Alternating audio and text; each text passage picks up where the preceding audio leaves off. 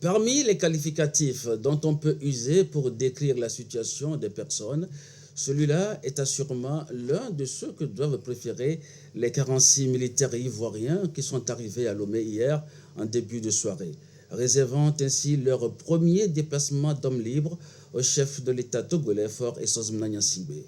Leur libération est intervenue au lendemain du récent périple effectué par le chef de l'État togolais auprès de ses pairs à Bamako, puis à Abidjan.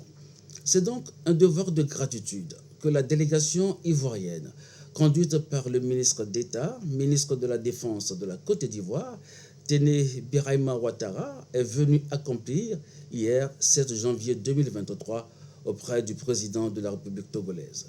L'officiel ivoirien n'a pas manqué de déclarer, nous citons, « Le président Ouattara nous a demandé de venir remercier le président Faure Gnassingbé pour l'action qu'il a menée pour obtenir la libération des soldats. Il a fallu toute la détermination du président de la République togolaise durant ces 6 mois pour que nous puissions obtenir ce résultat aujourd'hui. Et c'est vraiment de cette détermination qu'il s'est agi durant les 177 jours qui se sont écoulés depuis ce 10 juillet 2022 où 49 soldats ivoiriens, 3 femmes et 46 hommes ont été arrêtés à Bamako sur le tarmac de l'aéroport où ils venaient d'atterrir. Une détermination nourrie par une vision et une conviction. Vision selon laquelle le dialogue et la concertation sont la patte et le ferment d'une région et d'un continent uni, stable et prospère. Conviction que la paix et l'entente entre les États sont des conditions sine qua non du bien-être des peuples d'Afrique et du monde. Durant plusieurs mois donc, Lomé s'est trouvé, diplomatiquement parlant bien sûr, à mi-chemin entre Yamoussoukro et Bamako. Aujourd'hui, le résultat est là. Le président de la République togolaise a obtenu la libération par la transition malienne des soldats ivoiriens. Succès d'une diplomatie qui fait de la discrétion, de la pondération et de la mesure des ingrédients de son efficacité. D'extérité d'une diplomatie qui se nourrit de foi, de fraternité et de solidarité pour incarner la noble mission de préserver l'entente entre les peuples et de cultiver la paix entre les États.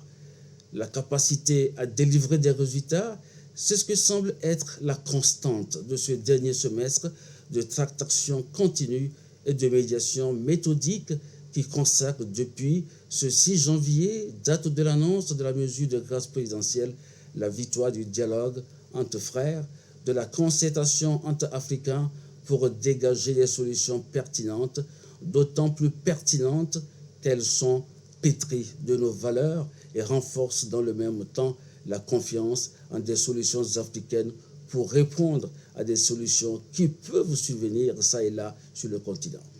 En réalité, être un pôle de médiation fait partie du génome de notre pays.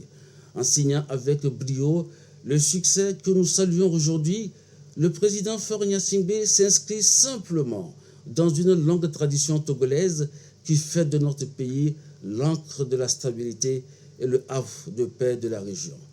Inspiration aussi déductive, donc, que prémonitoire, qui, en octobre dernier, soit 1 mois après la libération des 3 femmes soldats, déclarait Lomé capitale de la paix, de la médiation, du dialogue et de la tolérance. Du côté de Lomé, donc, le sentiment toujours modeste, du devoir accompli dans la fidélité aux usages. Tous les efforts entrepris, tous les sacrifices consentis pour préserver l'entente et la paix régionale sont justes et justifiés.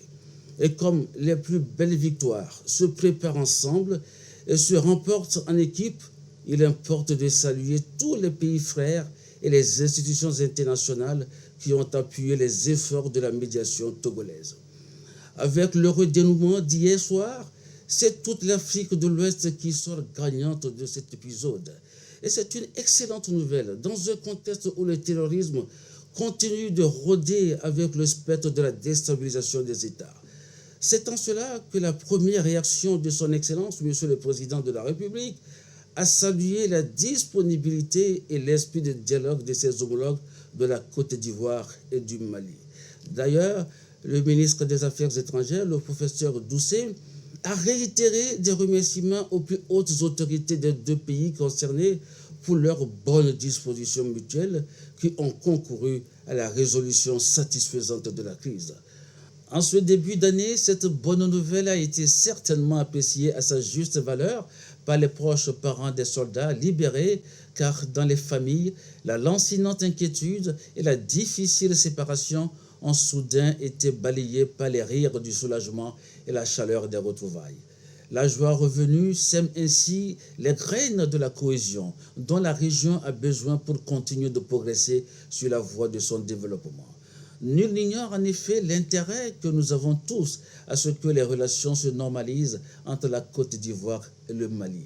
Pays voisins et frères, nation hospitalière par nature, dont les peuples sont profondément imbriqués et les communautés partagent beaucoup de points communs, mariage, alliance, religion, commerce, culture, tradition et j'en passe.